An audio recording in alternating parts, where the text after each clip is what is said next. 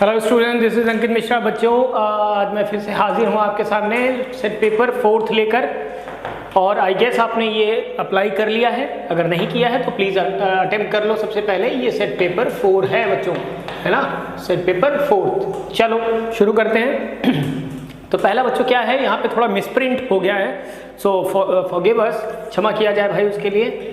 बच्चों चलो main point को पकड़ते हैं, इंग्लिश को पकड़ते हैं बच्चों। तो यहाँ पर क्या लिखा हुआ है, कह रहा है choose the appropriate preposition for the given sentence. Okay, correct preposition बच्चों लेनी है और इसको पढ़िए जल्दी से। The discounted price is 24 hours only. The discounted price is 24 hours only. Option है बच्चों, सारे पढ़ लीजिए और फिर डिसाइड करिए। सबसे बेहतर तरीका यही होता है बच्चों कि सारे वर्ड्स को वहाँ पर रखिए, अप्लाई करिए और पढ़िए जो सबसे ज़्यादा नेचुरल लगे, जो आपने कभी देखा समझा पढ़ा है, और वही फिर आप लगाते हैं। ठीक, तो क्या पढ़ेंगे बच्चों? The discounted price is in लिखा हुआ है बच्चों, is in 24 hours only. The discounted price is in 24 hours only. Sound नहीं करता है बच्चों, इसका कोई मीनिंग नहीं निकल रहा है, हटा दीजिए। कई बार ग्रामर नहीं ढूंढनी बच्चों आपको, बस बहुत नेचुरल इंग्लिश ढूंढनी होती है। और ये सही बात है ना बच्चों, ये कोई गलत बात नहीं है कि क्यों गलत है इन ये ठीक नहीं, आप सबसे नेचुरल ढूंढिए जो सबसे नेचुरल है ना। ठीक है, the discounted price is for 24 hours only. ये बनता है बच्चों कि जो डिस्काउंटेड प्राइस है इज फॉर के लिए, 24 आवर्स ओनली, 24 आवर्स के लिए है केवल, राइट। सो ये बनता है, ये अपना आंसर हो सकता है। चलो आगे बढ़ते हैं।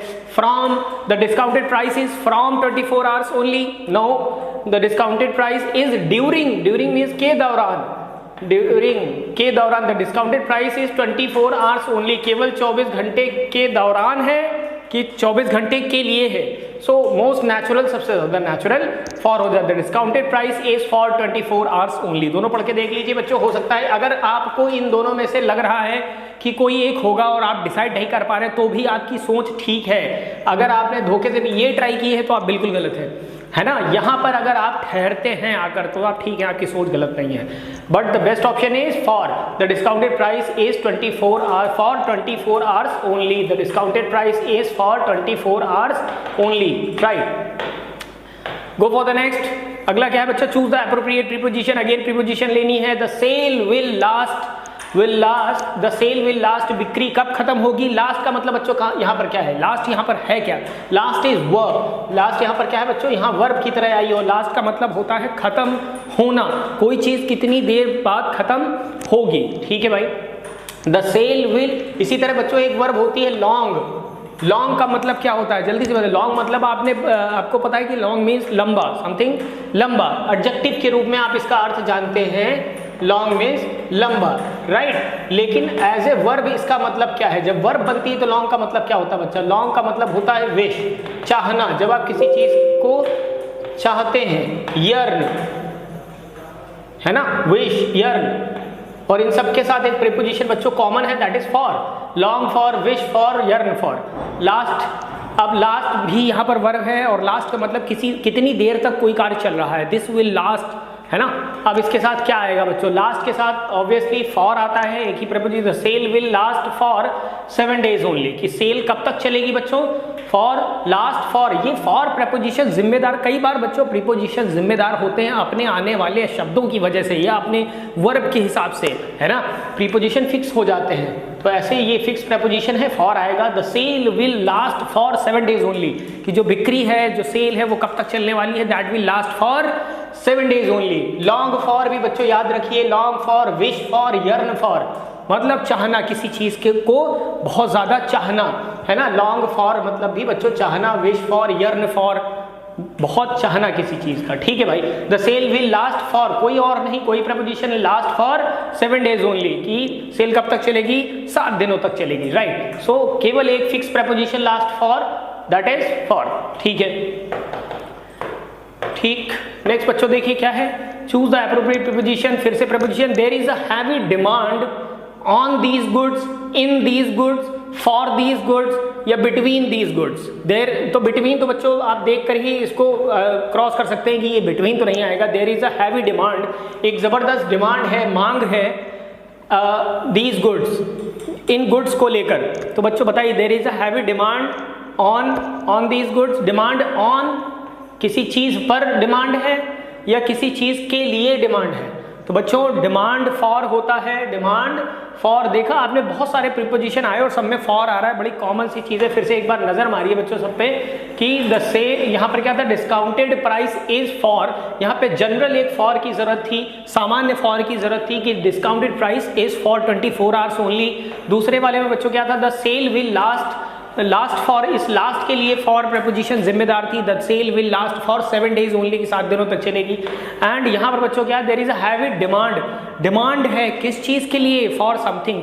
जब आप किसी के लिए डिमांड करते हैं, किसी चीज के लिए डिमांड करते हैं तो यू यूज फॉर यूज करते हो बच्चों।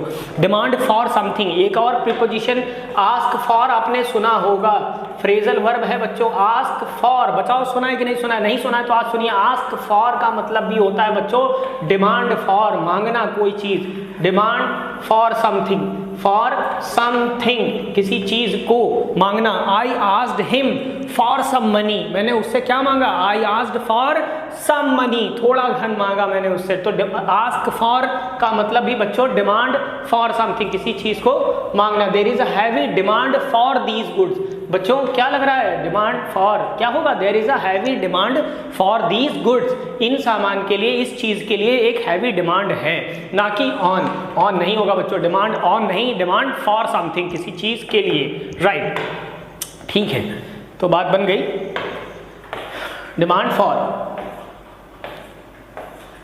अगला है बच्चों the cat jumped, appropriate preposition. Again preposition लेनी बच्चों, प्रपोजिशन बहुत ही जबरदस्त चीज है, अनुभव की चीज है, जितना पढ़ेंगे उतना जानेंगे।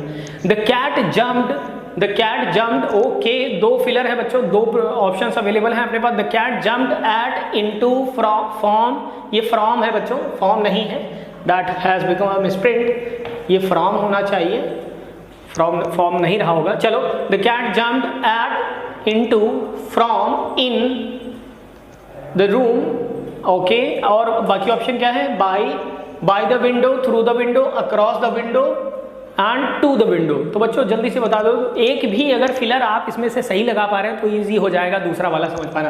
द कैट जम्प्ड, रूम की बात है बच्चों, तो the cat jumped into the room हो सकता है बच्चों, ये वाला ऑप्शन अपना हो सकता है। ऐड तो कहीं भी नहीं हो सकता। फ्रॉम द रूम, कमरे से कूदी, एंड विंडो भी है बच्चों, तो ये फ्रॉम भी नहीं होने वाला।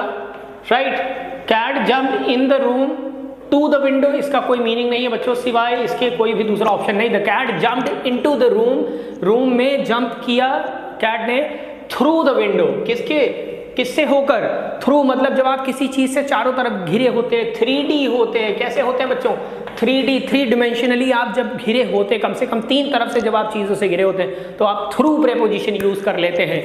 थ्रू द डोर है ना बच्चों, through the tunnel. Right, so क्या हो जाएगा बच्चों, the cat jumped into the room, क्या हो जाएगा बच्चों, the cat jumped into the room through the window, क्या बच्चों, थ्रू द विंडो। राइट, सही है। चलो नेक्स्ट, हाँ, choose the appropriate article for the, article लेना है बच्चों। Baskets made bye a Naga women, the Naga women, and तो नहीं होगा बच्चों, है ना, एन नागा विमेन तो नहीं होगा, एन ये भी नहीं। तो दो ऑप्शंस बच्चों, प्रैक्टिकली दो ऑप्शंस हैं जो हो सकते हैं, अब आप डिसाइड करिए। तो baskets made by this kind of women, इस तरह की औरतों के द्वारा, ऑफ इम्फाल की नागा विमेन के द्वारा, नागा औरतों के द्वारा बनाई गई टोकरियां आर ब्यूटीफुल, वो बहुत सुंदर होती हैं, एंड सोल्ड, और बेची जाती हैं ऑल ओवर वर्ल्ड। तो बच्चों जल्दी से डिसाइड कर लो क्या आएगा। तो बहुत बढ़िया, द वर्ल्ड तो बिल्कुल बच्चों पक्का है, और यहाँ पर दोनों ही जगह लास्ट में द है बच्चों। अब आप डिसाइड करिए, baskets made bye Naga women, बच्चों सामान्य औरतों की बात नहीं हो रही है, कि विशेष तरह की औरतों की बात हो रही है, इम्फाल की नागा औरतों की बात हो रही है। तो ऑफ कोर्स यहाँ पर भी बच्चों द आएगा, पर्टिकुलर है, विशेष हो गई है बात, तो ये वाला ऑप्शन सही हो जाए। Baskets made by the Naga women of Imphal, है ना।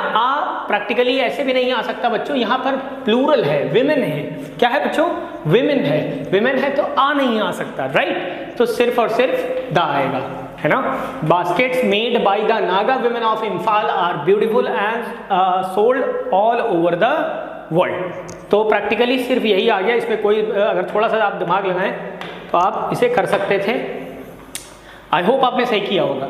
चलो, कीपिंग कीपिंग द या फिर आ पेट, किसी पेट को रखना। पेट मतलब बच्चों यहाँ पर पालतू जानवर से है। कीपिंग पेट कैन इंक्रीज, क्या कर इंक्रीज कर सकता है, क्या बढ़ा सकता है बच्चों। कीपिंग पेट, एक पालतू जानवर को रखना, कैन इंक्रीज बढ़ा सकता है पर्सन्स इमोशनल वेलबींग, व्यक्ति की इमोशनल वेलबींग। वेलबींग मतलब बच्चों क्या है, वेलबींग का मतलब भलाई, वेलबींग का मतलब बच्चों क्या है, भलाई से है, अच्छाई से है, गुडनेस से है, राइट। तो एक पेट को रखना, घर पे एक पालतू जानवर को रख पाना, can increase a persons emotional wellbeing, उसके व्यक्ति के इमोशनल वेलबींग को, EQ इमोशनल कोशेंट को इम्प्रूव कर सकता है, ये साइंटिफिकली प्रूवन है। तो वही बात बच्चों कही गई। तो कीपिंग द पेट, आ पेट क्या होने वाला बच्चों, तो कीपिंग अ पेट, आप यहाँ पर एक पेट की बात कर रहे हैं, किसी विशेष तरह की पेट की बात नहीं कर रहे हैं, एक जनरल कोई भी पेट हो सकता है। It may be a cat, it may be a dog, है ना बच्चों। तो कोई भी एक पेट, एनी पेट। आ का मतलब बच्चों क्या होता है, मैंने आर्टिकल में आपको बताया है, आ का मतलब एनी, नॉट पर्टिकुलर, कोई विशेष चीज नहीं, सामान्य बात जब हो रही हो। तो कीपिंग अ पेट, तो आ का बच्चों आएगा यहाँ पर, और आ है अपने पास दो जगह, तो ये वाले ऑप्शंस उड़ा दीजिए।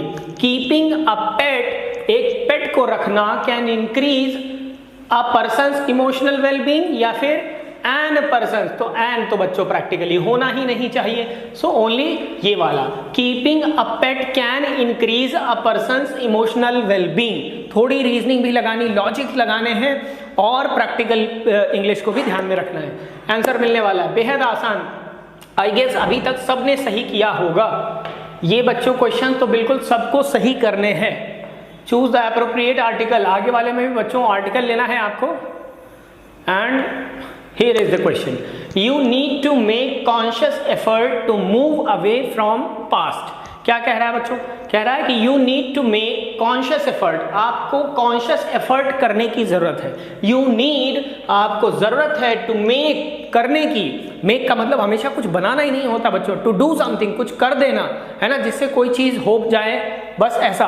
सो यू नीड टू मेक, आपको करने की जरूरत है कॉन्शियस एफर्ट। एफर्ट मतलब बच्चों प्रयास होते हैं, एफर्ट मीन्स क्या होता है, प्रयास होता है ना। कॉन्शियस एफर्ट का मतलब बच्चों क्या है, कॉन्शियस मतलब जब आप कोई चीज सचेत मन के साथ करते हैं, वो चीज कहलाती है कॉन्शियस, की आप कॉन्शियस हैं। कॉन्शियस अपने आप में एडजेक्टिव है। कैसे एफर्ट, कैसे प्रयास, कॉन्शियस एफर्ट मतलब कॉन्शियस प्रयास मतलब माइंडफुल, है ना, जब आप सचेत होते, कंसिडरेबल होते हैं, ठीक है भाई।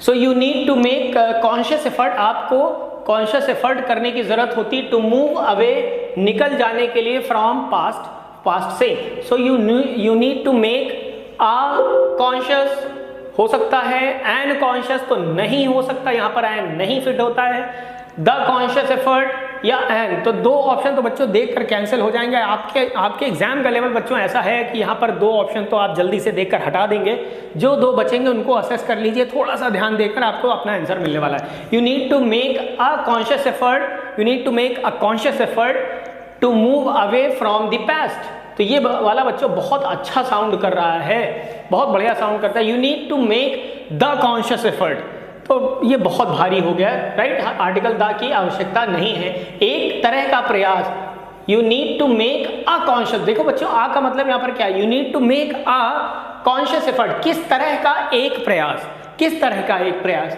एक तरह का कॉन्शियस एफर्ट, आ कॉन्शियस एफर्ट। तो आ बिल्कुल बच्चों नेचुरल है कंपैरेटिवली दा के। दा बहुत ज्यादा जोर डाला, जब आप कह रहे हैं कॉन्शियस एफर्ट, सो दा की आवश्यकता नहीं है, एक एब्स्ट्रैक्ट नाउन है प्रयास अपने आप में, आर्टिकल दा की आवश्यकता नहीं। You need to make a conscious effort to move away from the past, right. So ये वाला ऑप्शन बच्चों बिल्कुल ठीक है।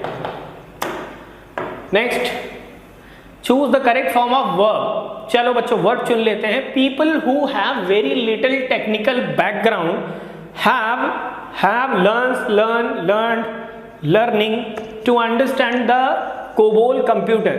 तो बच्चों आई होप आपको आंसर मिल गया होगा। देखते ही कुछ बच्चों ने, ये क्वेश्चन ऐसा है कि किसी का गलत नहीं हो सकता। If you are my student, अगर आप मेरे स्टूडेंट हैं तो ये क्वेश्चन आप गलत नहीं कर सकते, ये अफोर्ड नहीं करते हैं आप, बिल्कुल। तो बच्चों क्या करेंगे आप, हैव लगा हुआ है, डिसाइड करिए टेंस कौन सा चल रहा है बच्चों, परफेक्ट है, प्रेजेंट परफेक्ट। तो परफेक्ट में बच्चों हमेशा वर्ब की थर्ड फॉर्म आती है learn.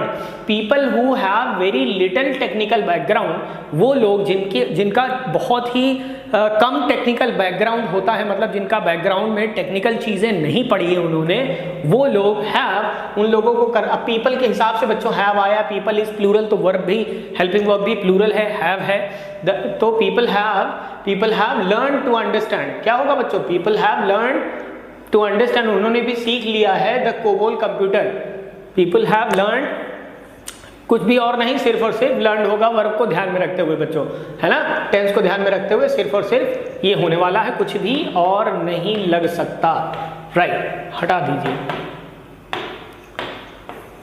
Choose the correct form of verb, ठीक है बच्चों। शी सेड दैट, करेक्ट की स्पेलिंग थोड़ी सी गलत हो गई बच्चों। She said that she greeted, cheered, welcomed, rejoiced the opportunity. अच्छा, शी सेड उसने कहा कि शी अपॉर्चुनिटी, उसने अपॉर्चुनिटी अवसर को ग्रीट किया। ग्रीट करने का मतलब भी बच्चों वेलकम करना होता है, आप बचपन से ग्रीटिंग कार्ड देते आए अपने मित्रों को, ग्रीट किया अपॉर्चुनिटी को, क्या ये ठीक है। And she welcomed the opportunity, उसने अपॉर्चुनिटी का स्वागत किया, अवसर का स्वागत किया। टू शो दैट, ये दिखाने के लिए, that she could play a serious film role, कि वो एक सीरियस फिल्म रोल भी कर सकती है, ठीक है भाई। तो she said that she greeted, welcomed the opportunity, या she cheered the opportunity, cheer करना, चीयर्ड द अपॉर्चुनिटी, या रिजॉइस्ड द अपॉर्चुनिटी। तो बच्चों आप जल्दी से बताइए, सारे वर्ड्स लगभग एक जैसे हैं, लेकिन एक नेचुरल सिचुएशन, एक प्राकृतिक इंग्लिश आप यहाँ पर क्या रखने वाले हैं बच्चों, प्रैक्टिकल इंग्लिश। तो आप सबसे बढ़िया वर्ड बच्चों क्या हो जाएगा, welcomed. She welcomed the opportunity. Greet करते हैं आप किसी व्यक्ति को, ग्रीट समबडी, आई ग्रीटेड हिम, है ना, किसी व्यक्ति को ग्रीट किया जाता है। यहाँ पर शी ग्रीटेड द अपॉर्चुनिटी, ये अपॉर्चुनिटी व्यक्ति नहीं है, ये नेचुरल नहीं रहा। शी चीयर्ड अपॉर्चुनिटी, उसने अपॉर्चुनिटी को चीयर किया, नहीं, चीयर किसी व्यक्ति को ही कर सकते हैं आप। पहली बात तो आप खुद चीयर होते हैं, चीयर किया नहीं जाता, चीयर हुआ जाता है, राइट। तो बच्चों ये इंट्रांजिटिव वर्ब है कहीं ना कहीं, तो इसके बाद कोई ऑब्जेक्ट की जरूरत नहीं है, ये भी प्रैक्टिकल नहीं है। शी वेलकम्ड द अपॉर्चुनिटी, आप अवसर को वेलकम कर सकते हैं, वस्तुओं को भी वेलकम कर सकते हैं, और आप व्यक्तियों का भी वेलकम कर सकते हैं। So this is the right one. She rejoiced, rejoice भी इंट्रांजिटिव वर्ब है, खुश होने के लिए, खुश होना, है ना, अति प्रसन्न होना, जब आप बहुत ज्यादा खुश होते हैं तो आप रिजॉइस वर्ड का यूज करते हैं। सो शी सेड, उसने कहा that she welcomed the opportunity to show that she could play a serious film role. चलो, आसान है, मुश्किल नहीं था ये। Choose the correct form of modal auxiliary verb. आपको बच्चों हेल्पिंग वर्ब लेनी है, मॉडल ऑक्सिलरी वर्ब लेनी है, आप जल्दी से यहां पर डिसाइड करिए।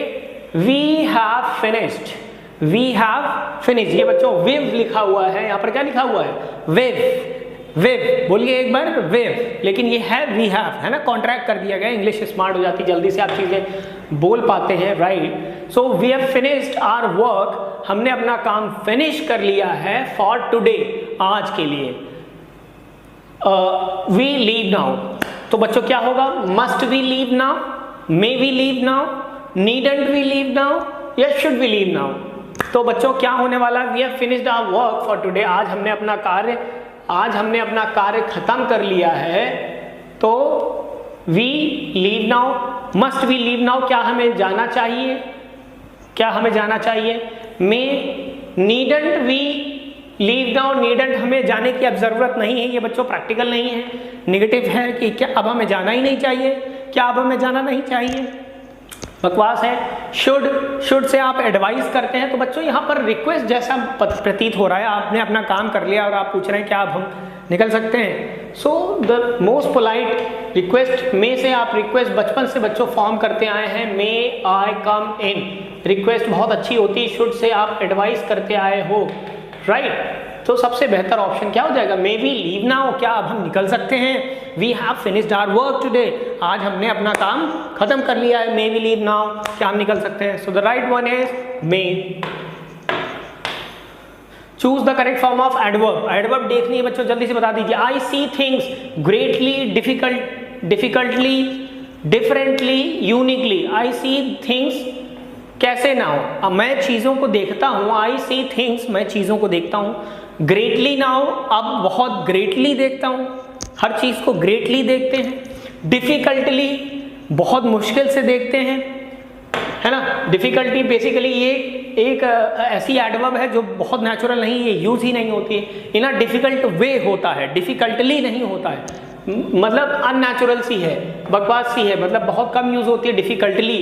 आई सी थिंग्स डिफरेंटली नाउ, मैं चीजों को अब डिफरेंटली देखता हूं, बनता है बच्चों, है ना। आई सी थिंग्स यूनिकली, कुछ बच्चों को ये भी लग सकता है कि हम यूनिकली, अगर आप यूनिकली लगा सकते हैं तो फिर ग्रेटली क्यों नहीं लगा सकते, राइट। लेकिन ये दोनों ही बहुत भारी शब्द हैं चीजों को देखने के लिए। आई सी थिंग्स डिफरेंटली नाउ, अब मैं चीजों को अलग ढंग से देखने लग गया हूं, right. I see the things differently now, ना कि ग्रेटली, ना कि यूनिकली, राइट। क्या आंसर होने वाला, आई सी थिंग्स डिफरेंटली नाउ। आपको सेंटेंस का मूड समझना होगा, शब्दों को सिचुएशन के हिसाब से बच्चों यूज करना होता है। इंग्लिश ऐसी ही है, बहुत सिचुएशनल है, कई बार आपको लॉजिक्स नहीं लगाने, ग्रामर नहीं लगाने, बस आप नेचुरल इंग्लिश ढूंढिए बच्चों कि सबसे ज्यादा नेचुरल सिचुएशन में क्या है, सबसे अच्छी समझ आपकी वो होने वाली, उससे जो समझ पैदा होगी बच्चों वो सबसे ज्यादा दिनों तक आपके साथ रहेगी। चलो बच्चों, तो ये ठीक है, डिफरेंटली होगा, आई सी थिंग्स डिफरेंटली नाउ। अगर कोई ग्रेटली लगा सकता है बच्चों तो फिर यूनिकली गलत नहीं है, दोनों ही सही हो जाएंगे, लेकिन सबसे बेहतर क्या है बच्चों, डिफरेंटली। आई सी थिंग्स डिफरेंटली नाउ, अब मैं चीजों को अलग ढंग से देखता हूं, अब मेरा नजरिया बदल गया है।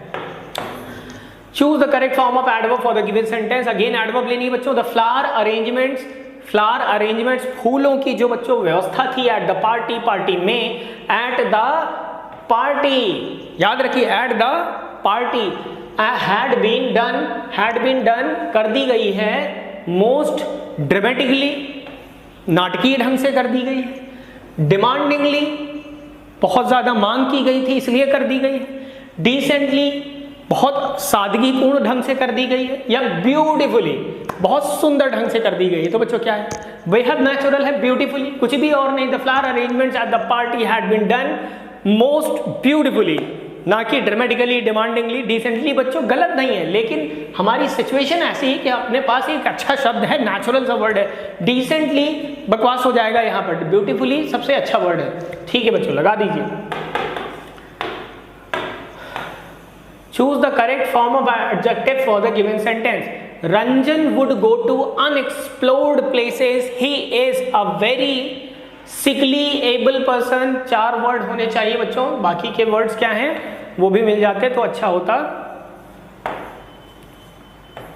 ओके, पावरफुल, एडवेंचरस, बच्चों यहां पर 2 और वर्ड्स हैं अपने पास, 2 powerful and adventurous. Powerful and adventurous,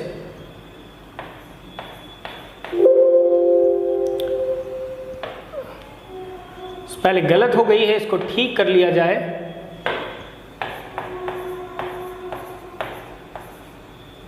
OUS, right, adventurous. अब पढ़िए बच्चों, Ranjan would go to unexplored places. Would, यहां पर बच्चों वुड का अर्थ क्या है, ये पास्ट की हैबिट भी बताता है, वुड से आप पास्ट की हैबिट भी बताते हो। गांधी जी वुड स्पिन चरखा, गांधी जी चरखा चलाते थे। तो Ranjan would go to unexplored places, Ranjan would go to unexplored places, वो इसके 2 मतलब निकलते हैं बच्चों कि रंजन जाता था अनएक्सप्लोर्ड प्लेसेस, ऐसे प्लेसेस पे जहां पर कोई गया नहीं है। अनएक्सप्लोर्ड प्लेसेस कई नई जगह पर, है ना, जंगल हो सकता है, पहाड़ियां हो सकती हैं। तो Ranjan would go to unexplored places, ऐसे स्थानों में वो जाता था। एक मीनिंग बच्चों इसका ये है, और एक मीनिंग है कि Ranjan would go to unexplored places, कि Ranjan would like to go to unexplored places, वो ऐसे स्थानों पर जाएगा। He is a very kind of person, वो किसी तरह का ऐसा व्यक्ति है, तो वो जाएगा, जाना चाहेगा, उसकी इच्छा है। तो क्या आ सकता है बच्चों, he is a very sickly person, वो एक बहुत बीमार व्यक्ति है, नहीं, बकवास। He is a very able person, वो समर्थ व्यक्ति है, इसलिए जो है अनएक्सप्लोर्ड प्लेसेस पे जाएगा। He is very powerful person, वो बहुत शक्तिशाली व्यक्ति है, नहीं। ही इज एडवेंचरस, वो बहुत ही एडवेंचरस है, उसको नई नई चीजें करना, साहसिक कार्य, ट्रैकिंग और अनएक्सप्लोर्ड प्लेस, मतलब नई जगहों पर जाना या कुछ नया करना उसे अच्छा लगता है। तो he is very adventurous in his nature, वो अपने नेचर में कैसे बच्चों एडवेंचरस है। एडवेंचर आप जानते हैं, एडवेंचर क्या होते हैं, कुछ साहस भरे कारनामे, एडवेंचर TURE, एडवेंचर, राइट, साहस भरे कार्य, साहस भरे कारनामे, राइट, ये होते हैं एडवेंचर। तो Ranjan would go to and explore places, he is a very adventurous person. सारे ऑप्शंस को ध्यान में रखते हुए the right one is adventurous, go for adventurous, ठीक है। नेक्स्ट बच्चों देखिए क्या है, he died a magnificent death, he died a magnificent death, he died a glorious death, he died a superficial death, he died a great death। Again बच्चों यहाँ पर words तो लगभग ठीक ठाक हैं, लेकिन सबसे नेचुरल आपको लेना होगा, तो राइट चुनिए, सारे पढ़िए और जो सबसे ज्यादा नेचुरल हो लगाइए। So he died a magnificent death, magnificent death, क्या ये पॉसिबल है बच्चों? इसका मैग्निफिसेंट क्या होता है? बहुत ही ग्रांड, बहुत ही भव्य, ग्रांड, क्या ये हो सकता है? ही डाइड अ ग्लोरियस डेथ, ग्लोरियस मतलब बच्चों एकदम शानदार, स्प्लेंडिड, स्प्लेंडिड, शानदार, शानदार। सुपरफिशियल मतलब बच्चों बनावटी हो सकता है, सुपरफिशियल, ऊपरी, दिखावटी, मृत्यु दिखावटी तो नहीं है, हो सकती। Great death, he died a great death, वो एक महान मृत्यु मरा, बकवास। तो दो वर्ड्स बच्चों हैं जो आपको क्लोज लग सकते हैं, ही died a magnificent death, he died a glorious death. So right one is glorious, glorious शानदार मृत्यु मरा, कोई कष्ट नहीं था उसे मरते समय, सारे सब कुछ उसकी लाइफ में अच्छा था उस वक्त जब when he died. Magnificent, magnificent palace, महल हो सकता है ना बच्चों, मैग्निफिसेंट पैलेस, महल, है ना, ठीक है। तो यहाँ पर मृत्यु के लिए बच्चों बहुत ज्यादा नेचुरल वर्ड ग्लोरियस है। ही डाइड अ ग्लोरियस डेथ, ही डाइड अ ग्लोरियस डेथ। नेचुरलिटी की बात है बच्चों, जितना आप इंग्लिश पढ़ेंगे उतना जानेंगे, ठीक है बच्चों। These windows are made of, अच्छा करेक्ट फॉर्म ऑफ एक्सप्रेशन, अच्छा चलो इसमें आपको इसमें से कुछ लेना है बच्चों। These windows are made of glass, made of panes, made of panes of glass, made of glasses. तो बच्चों क्या होने वाला? मेड ऑफ ग्लास, सिर्फ और सिर्फ ग्लास। ग्लास बच्चों uncountable noun, uncountable noun material noun की तरह है, ग्लासेस नहीं होगा, है ना, अनकाउंटेबल नाउन सिंगुलर आएगा। और ये एक मटेरियल की तरह, कांच, यहाँ पर ग्लास का मतलब बच्चों क्या है? यहाँ पर कांच का ग्लास का मतलब कांच से, कि these windows are made of glass, ये ग्लास से बनी हुई है, ठीक है, ये कुछ भी और नहीं होगा। ये तो बेहद आसान है, सबने सही किया होगा। Choose the correct form of expression. Okay, his success has been beyond my inclination, बच्चों पढ़िए, हिज सक्सेस, उसकी सफलता, हैज बीन रही है, कैसी रही है? बियॉन्ड माई, मेरी किस चीज के परे, बियॉन्ड मतलब बच्चों किसी चीज से बियॉन्ड हो जाए, जब ओवर हो, है ना। तो हिज सक्सेस, उसकी सफलता, हैज बीन रही है, बियॉन्ड माई इंक्लिनेशन, मेरी इंक्लिनेशन, इंक्लिनेशन बच्चों क्या होता है? इंक्लिनेशन मतलब झुकाव, इच्छा। जब आप किसी चीज के प्रति आपकी ज्यादा इंक्लिनेशन, दो चीजें हैं लेकिन आप किसी चीज के प्रति इंक्लाइंड हैं, बेंड अपॉन है, किसी चीज के प्रति आपका झुकाव ज्यादा है, अट्रैक्शन ज्यादा है, तो वहां वो कहलाता है इंक्लिनेशन, कि उसकी success has been beyond my inclination, मेरी झुकाव से परे है, बकवास है, कोई मीनिंग नहीं है। बियॉन्ड माई एस्टिमेशन, मेरे एस्टिमेशन, एस्टिमेशन बच्चों क्या होता है? अनुमान हो सकता है। एस्टिमेशन का मतलब बच्चों अनुमान होता है, कई बार जितना मैं एस्टिमेट कर पा रहा हूं, है ना, एस्टिमेशन। लेकिन ये बहुत ही फिजिकल है, ये बहुत बच्चों, एस्टिमेशन कैसा है? फिजिकल हो गया बहुत ज़्यादा। फिजिकल का मतलब किसी चीज़ को देखकर आप एस्टिमेशन कर सकते हैं कि मेरे एस्टिमेशन में यहाँ पर 10 किलो सोना पड़ा है, मेरा एस्टिमेशन कहता है, मतलब आप एस्टिमेट कर रहे हैं, आप चीज़ को अनुमान लगा पा रहे हैं, तो वो बहुत फिजिकल हो गया। और यहाँ पर सक्सेस की बात, आप सक्सेस को कैसे एस्टिमेट कर पा रहे हैं? अगर दूसरे अच्छे शब्द मिलेंगे तो आपको जाना चाहिए। His success has been beyond my anticipation, मतलब बच्चों पूर्वानुमान होता है, तो his success has been beyond my anticipation, मेरे पूर्वानुमान से परे है उसकी सफलता। या एक्सपेक्टेशन, राइट, एक्सपेक्टेशन आशा, ये बच्चों बिल्कुल ठीक है। उसकी सफलता मेरी आशा से बियॉन्ड है, that has been beyond my expectation, तो ये बिल्कुल बच्चों नेचुरल है कि उसकी सफलता मेरी आशा से, मैंने जितना एक्सपेक्ट किया था उससे कहीं ज़्यादा है। So this is the right one, सबसे सही ऑप्शन है। चलो बच्चों आगे बढ़ते हैं। चूज द इंक्लिनेशन, बच्चों याद रखिए इंक्लाइंड मतलब झुका हुआ, इंक्लाइंड है आप किसी चीज़ के प्रति, यानी आपका झुकाव किसी चीज़ के प्रति अधिक है। This book has belonged to her, belongs to her, is belonging to her, belong to her. I hope आपने सबने सही किया होगा, कुछ भी और नहीं, belongs to her. This book belongs to her, belong ऐसी वर्ब है जो बच्चों कभी आईएनजी फॉर्म में नहीं इस्तेमाल करी जाती, जनरली प्रेजेंट इंडेफिनिट में आप इसको देखेंगे। I belong to Lucknow, you belong to Bangalore, कुछ भी। So this book belongs to her, ये पुस्तक किससे बिलोंग करती है? उस व्यक्ति से। दिस बुक, ये बुक सब सिंगुलर है बच्चों, वर्ब भी सिंगुलर हो जाएगी, बिलोंग्स हो जाएगा। This book belongs to her, ये पुस्तक उसकी है। फाइन, अगला देखिए बच्चों, choose the correct form of tense, tense सही लेना है बच्चों। The butcher cut his hand, butcher कसाई को कहते हैं बच्चों, बुचर किसे कहते हैं? कसाई को कहते हैं।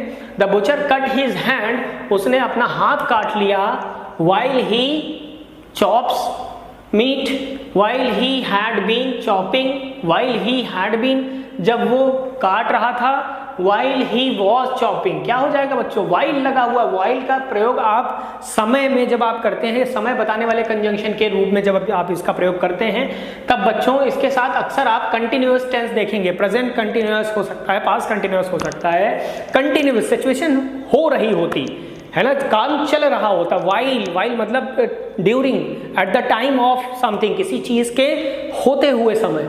So the butcher cut his hand, butcher ने अपना हाथ काट लिया। While he was chopping meat, जब वो मीट चॉप कर रहा था। चॉप करना बच्चों क्या होता है? चॉप करने का मतलब होता है काटना। चॉप करना मतलब क्या होता है? काटना। So while he was chopping meat, जब वो मीट काट रहा था, सो किसी धोखे से उसने बाई चांस वो क्या हो गया? ही कट हिज हैंड, उसने अपना हाथ धोखे से काट लिया। सो the right option is was chopping, क्योंकि ये वाइल बता रहा है बच्चों कि यहाँ पर सिचुएशन कंटिन्यूअस में रही होगी, कि उस दौरान जब ये कार्य हो रहा था तब ये घटना घटी, एट द सेम टाइम। तो बात बन गई बच्चों, वॉज चॉपिंग होगा और कुछ भी नहीं होगा।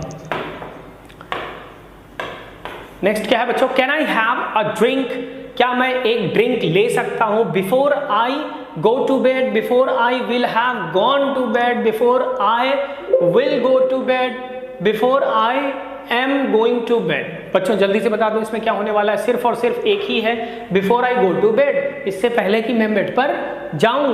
Can I have a drink, क्या मैं एक ड्रिंक ले सकता हूं? बिफोर कंजंक्शन है, बिफोर आई, अब क्या होगा बच्चों? प्रेजेंट इंडेफिनिट, सिचुएशन प्रेजेंट की है कि क्या मैं एक ड्रिंक ले सकता हूं before I go to bed, इससे पहले कि मैं बेड पर जाऊं, ना कि जा चुका हूंगा, ना कि जाऊंगा, ना कि जा रहा हूं। Before I go to bed, इससे पहले कि मैं बेड पर जाऊं, इंपरेटिव सेंस में। चलो आगे बढ़ते हैं। The police are looking for, look for means बच्चों क्या होता है? तलाश करना। लुक फॉर किसी चीज के लिए देखना, लुक मीन्स होता है बच्चों देखना, एंड फॉर समथिंग किसी चीज के लिए देखना मतलब किसी चीज को देखना, ढूंढना, कि किसी चीज के लिए हम देख रहे हैं, ढूंढ रहे हैं। तो लुक फॉर समथिंग मतलब तलाश करना। जब I am looking for job, you are also looking for job, तो लुक फॉर मतलब बच्चों तलाश करना। The police are looking for little evidence, more evidence to prosecute him. ठीक है बच्चों, और भी ऑप्शंस अवेलेबल हैं, क्या है वो? Those are no and much, no and much. बच्चों यहां पर लिख लिया जाए तब बात बनेगी, नो और मच। ठीक है, 3 and 4। तो अब पढ़िए बच्चों, the police are looking for little evidence, to prosecute him, उसे प्रोसिक्यूट करने के लिए, उसे फांसी देने के लिए, प्रोसिक्यूट करना है ना बच्चों, उसको सजा देना। The police are looking for little evidence, वो थोड़े से सबूत जुटा रही है, थोड़े से सबूत तो नहीं चाहिए होंगे, पर्याप्त सबूत चाहिए होंगे, है ना। Police are looking for more evidence, और ज्यादा उसे एविडेंस चाहिए, ये हमारा सही ऑप्शन हो सकता है।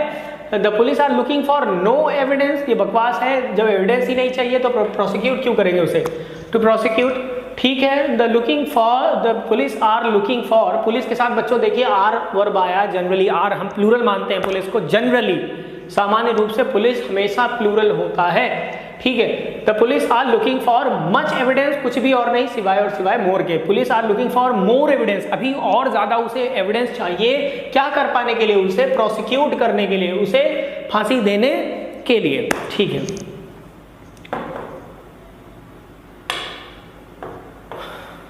प्रोसिक्यूट शायद मुकदमा होता है बच्चों, मुकदमा करना, राइट, ठीक है। Choose the most suitable determiner for the given sentence, okay. यहाँ पर बच्चों आपको लेना है एक सही डिटर्मिनर, ऑल, एवरी, सम या ईच में से कुछ। तो पीपल, पीपल लिखा हुआ है तो ऑल पीपल या some people are never happy whatever you do for them, meaning समझिए, आपको तुरंत समझ में आ जाएगा बच्चों क्या कह रहा है। All people are never happy या some people are never happy, every people नहीं हो सकता क्योंकि एवरी के बाद बच्चों जो नाउन आता है वो ऑलवेज सिंगुलर होना चाहिए, तो एवरी तो नहीं होगा, ईच भी नहीं होगा क्योंकि ईच के साथ भी जो नाउन आएगा हमेशा सिंगुलर आएगा।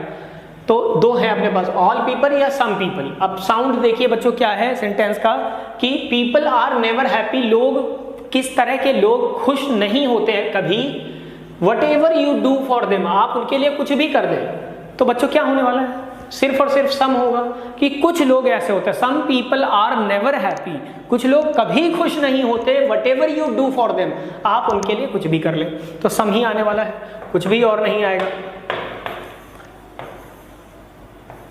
He failed in his attempt, it was unfortunate.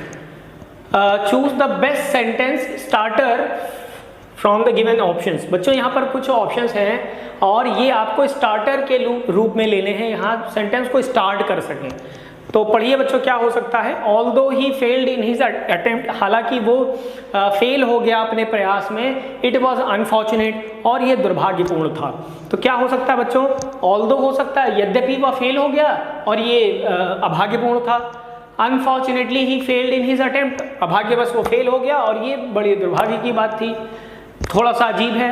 Due to he fail, due to नहीं चाहिए होगा, ड्यू टू बच्चों कोई कंजंक्शन नहीं होता, यहाँ पर दो क्लॉजेज हैं तो ड्यू टू भी नहीं आने वाला। फॉर्चुनेटली जैसी बात नहीं है, चूंकि फेल हो चुका है, तो बच्चों केवल एक ही है जो आ सकता है, दैट इज अनफॉर्चुनेटली। ये भी बहुत नेचुरल तो नहीं है इस सिचुएशन में, भगवान जाने ये लाइन किसने बनाई है, लेकिन बच्चों इसके सिवाय कुछ और यहाँ पर आ नहीं सकता है, कोई भी दूसरी चीज नहीं आ सकती है सिवाय अनफॉर्चुनेटली के।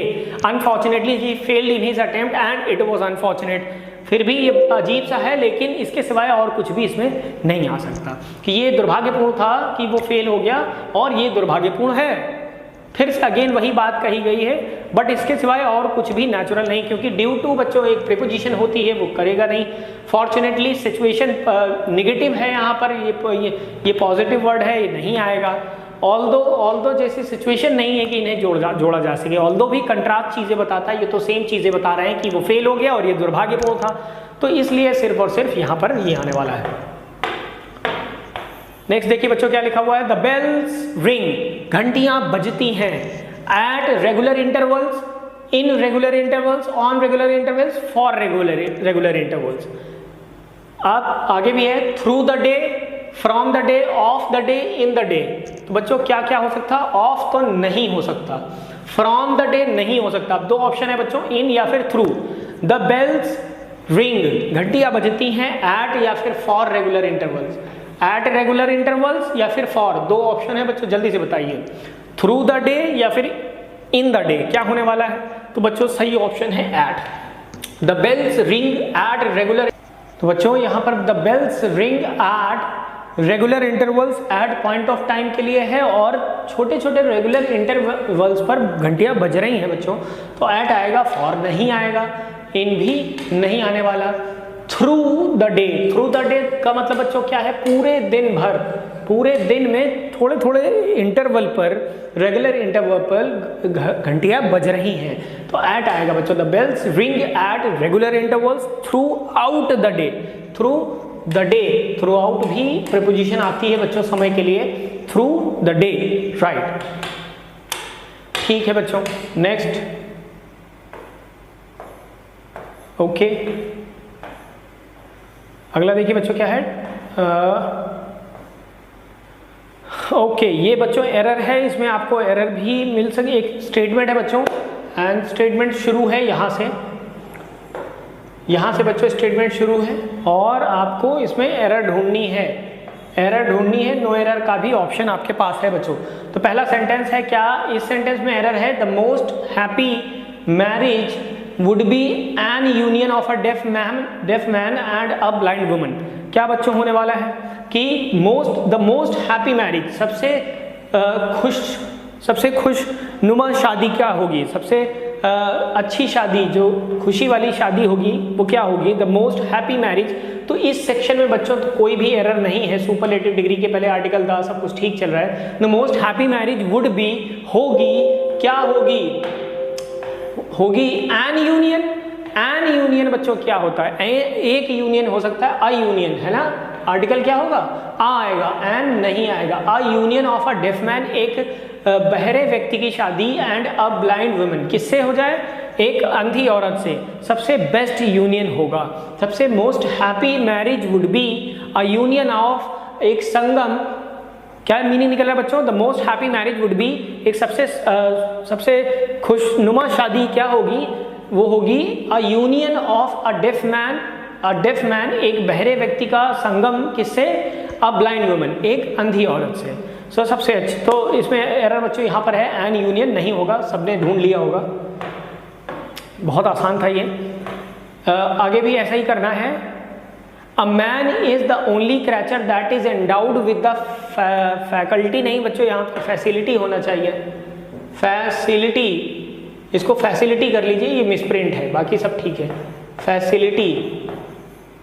Facility of reasoning. A man is the only creature that is endowed with the facility of reasoning, जिसके पास रीजनिंग की, तर्क की शक्ति हो। A man is the only creature, एक व्यक्ति ही ऐसा जीव है, मनुष्य ही ऐसा जीव है, that is endowed with मतलब बच्चों क्या होता है? provided with। endowed with का मतलब बच्चों क्या है? provided with, किसी चीज से प्रदत्त हैं आप, ठीक है। एंडाउ के साथ भी बच्चों विद आता है, प्रोवाइड के साथ भी विद आता है, एक जैसा मीनिंग भी रखते हैं। तो अ मैन नहीं होगा बच्चों, मैंने आपको आर्टिकल में पढ़ाया था, मैन इज मॉर्टल, ये स्टेटमेंट बच्चों मैंने आपको पढ़ाया था, ये याद रखिए। यहाँ पर बात हो रही है व्यक्ति के बारे में, मनुष्य के बारे में, और जनरल बात हो रही, तो किसी भी आर्टिकल की जरूरत नहीं होती है। मैन इज मॉर्टल, जब आप मैन, वुमन और मैनकाइंड, ये तीन शब्द बच्चों याद रखिए, जब इनकी बात आप सामान्य अर्थों में, अर्थात बड़े अर्थों में, विस्तृत अर्थों में जब आप इनका प्रयोग करते हैं, तो आपको आर्टिकल की आवश्यकता नहीं होती। कि विमेन इज काइंड, जो महिलाएं होती हैं वो कैसी होती हैं? वो दयालु होती हैं, तो कोई भी आर्टिकल की आवश्यकता नहीं। आप उनके जनरल नेचर की बात कर रहे हैं, आप सबकी बात कर रहे हैं, तो कोई भी आर्टिकल की आवश्यकता नहीं होती है। तो मैन इज मॉर्टल होता है, ना कि अ मैन इज मॉर्टल, ना कि द मैन इज मॉर्टल।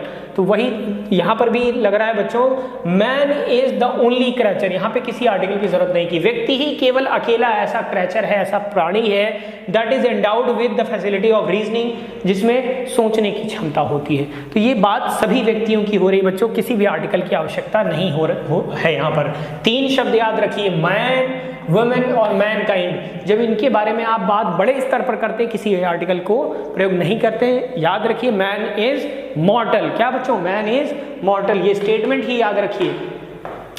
अगला बता दीजिए।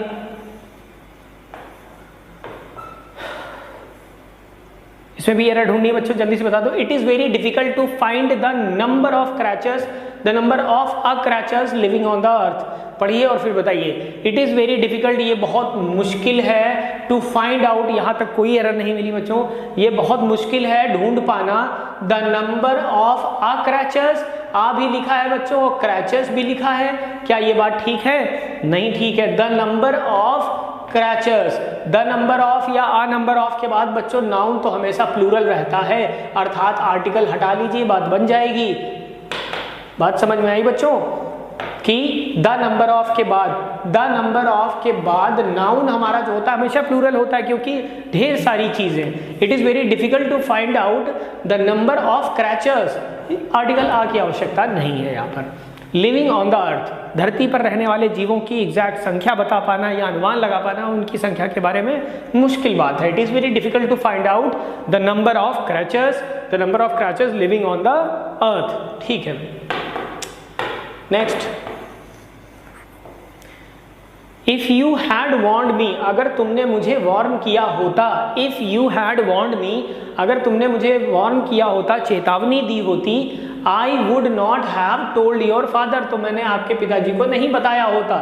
ये बात अबाउट द पार्टी, पार्टी के बारे में। बच्चों इसमें क्या एरर है? इफ के बाद, इफ से बना हुआ क्लॉज अगर पास्ट परफेक्ट में है तो मेन क्लॉज में वुड हैव होना चाहिए, वुड हैव के साथ वर्ब की थर्ड फॉर्म, बिल्कुल ठीक है। इसमें बच्चों कोई बुराई नहीं है, ये सेंटेंस में कोई भी एरर नहीं है। याद रखने वाली बात बच्चों ये है कि इफ के साथ बना हुआ क्लॉज ये सबऑर्डिनेटिंग क्लॉज है, और अगर ये पास्ट परफेक्ट में है तो मेन क्लॉज में वुड हैव चाहिए होता है, और वुड हैव के साथ बच्चों वर्ब की थर्ड फॉर्म आती है। ठीक है, तो इसमें कोई बुराई नहीं है, सेंटेंस बिल्कुल ठीक है, नो एरर का ऑप्शन होगा।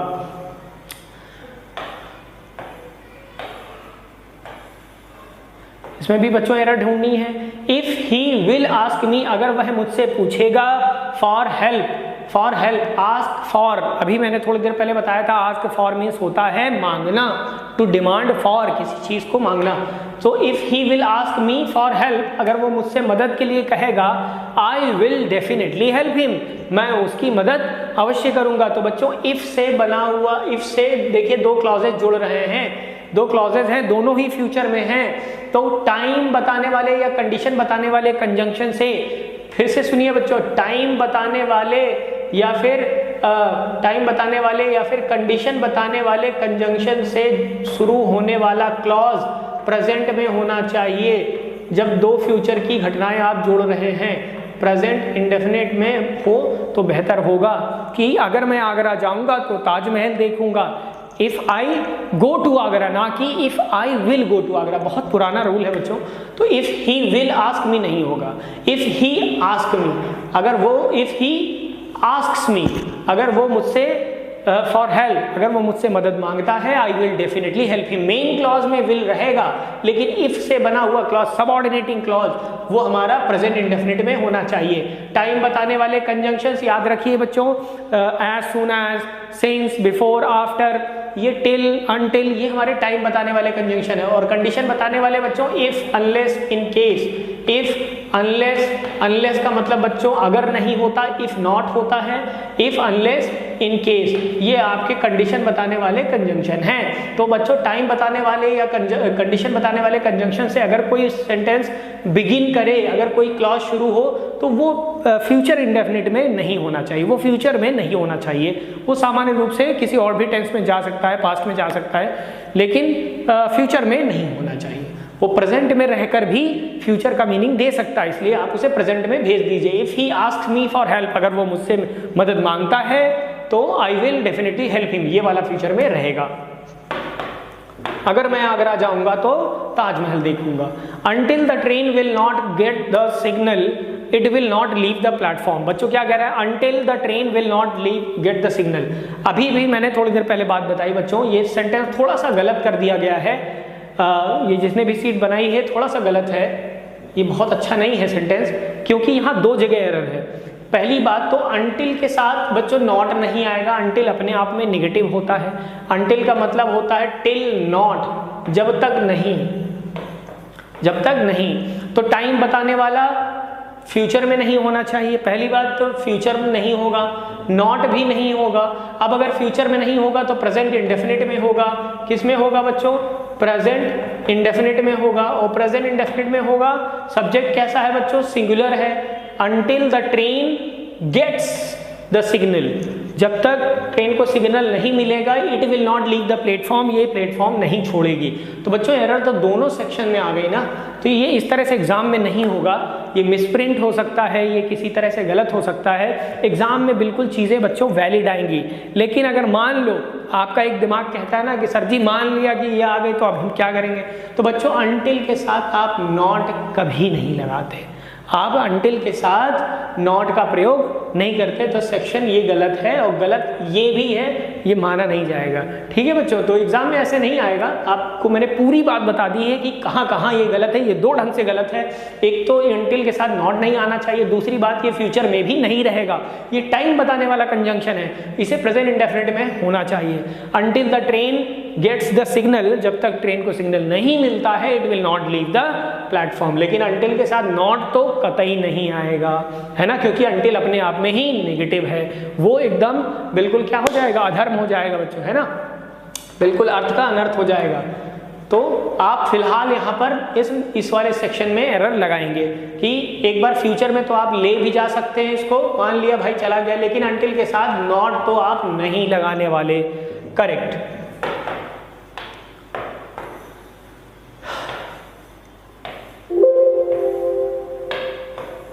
ओके, इसमें भी बच्चों एरर ढूंढनी है। Before he could understand anything, इससे पहले कि वह कुछ समझ सके, before he could understand anything, इससे पहले कि वो कुछ समझ सके, the robber have fled, robber भाग चुके थे। तो बच्चों क्या होने वाला है, before he could understand anything, पहली बात तो रॉबर है बच्चों यहाँ पर, और रॉबर और यहाँ पर हैव है, तो ये वर्ब तो प्लूरल है और सब्जेक्ट सिंगुलर है, तो बच्चों ये सिंगुलर तो नहीं होगा, इसमें से कोई एक चीज़ प्लूरल होनी चाहिए। ठीक है, दोनों ही चीज़ें प्लूरल रहें तो ज़्यादा बेहतर है। तो बच्चों एक और दूसरी बात ये प्रेजेंट में लिखा हुआ है, द रॉबर हैव फ्लेड, वो भाग चुके हैं या भाग चुके थे। Before he could understand anything, इससे पहले कि वह कुछ समझ पाए, वे भाग चुके थे या भाग चुके हैं, भाग चुके थे, बात पुरानी है। Before he could understand anything, इससे पहले कि वो कुछ समझ सकता। द रॉबर हैड फ्लेड, अगर एक भी था तो भी ये प्रेजेंट में नहीं होना चाहिए। दो तरह से ये गलत है बच्चों। पहली बात तो ये यहाँ सिंगुलर है, रॉबर सिंगुलर लिखा हुआ है बच्चों, है ना, और वर्ब है प्लूरल, तो इस तरह से गलत है। दूसरी बात कि बात चल रही है पास्ट की, तो ये प्रेजेंट में कैसे, द रॉबर हैड फ्लेड। अब ठीक है, अब सिंगुलर भी है, कोई फर्क नहीं पड़ता, क्योंकि सब्जेक्ट सिंगुलर हो चाहे प्लूरल हो, प्रेजेंट पास्ट परफेक्ट में हैड हेल्पिंग वर्ब आती है तो आती है, उसमें सब्जेक्ट से कोई फर्क नहीं पड़ता है। तो चलो बच्चों आज के लिए इतना ही, आज का सेट पेपर हो चुका है। आई होप आप सेट पेपर्स एंजॉय कर रहे होंगे बच्चों, ये सेट पेपर्स बहुत इंपॉर्टेंट हैं, आप इन सेट पेपर्स को बिल्कुल अटेम्प्ट करिए बच्चों, फिर हम यहाँ पर इनका आपको सोल्यूशन दे देंगे बच्चों। बिल्कुल एक गहन डिटेल्ड स्टडी होगी, यहाँ पर एक डिटेल्ड डिस्कशन होता है बच्चों, तो ये बहुत इंपॉर्टेंट जो भी आपने चीज़ें सीखी है वो यहाँ पर सॉल्व होती हैं। और अगर आपको कोई बच्चों डाउट आता है तो आप हमारे नंबर पे हमको संपर्क कर सकते हैं, आपके डाउट्स, आपके पर्सनल डाउट्स क्लियर होंगे। खूब सेट पेपर्स लगाइए, खूब रिवीजन करिए, अच्छे से बच्चों पढ़िए, पेपर बिल्कुल निकलने वाला है। ठीक है, मिलते हैं अगले टाइम में बच्चों, तब तक के लिए जय हिंद जय भारत।